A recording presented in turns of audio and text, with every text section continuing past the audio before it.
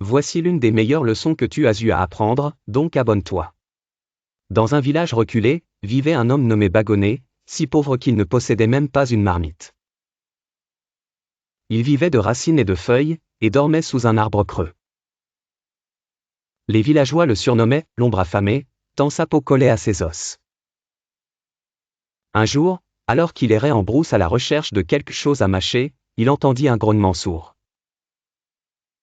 Dans un trou, au fond d'un fourré, gisait un chien muet, blessé, les yeux pleins de douleur. Bagonnet s'approcha lentement. Le chien ne bougea pas. Il n'aboyait pas, il ne gémissait pas muet, mais vivant. Il le prit dans ses bras, le soigna avec de l'écorce bouillie, le nourrit de ses maigres restes. Le chien guérit, mais resta muet. « Tu es comme moi, » dit Bagonnet. « On ne nous entend pas.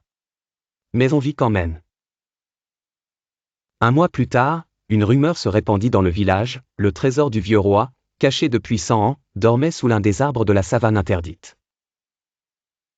Plusieurs jeunes forts partirent le chercher, mais ne revinrent jamais. Une nuit, le chien muet, brusquement agité, tira Bagonnet par son pagne. Il grogna, grattant le sol, puis s'élança vers la savane. Bagonnet hésita, puis le suivit. Ils marchèrent des heures, jusqu'à un arbre sec, à moitié brûlé par la foudre. Le chien s'arrêta net, et gratta le sol. Bagonnet creusa. Il frappa quelque chose de dur. Il déterra un vieux coffre en bois. À l'intérieur, de l'or, des bijoux, des anciens manuscrits royaux. Sur le couvercle intérieur était inscrit « Ce trésor appartient à celui qui a su écouter ceux qui ne parlent pas ». De retour au village, personne ne le reconnut.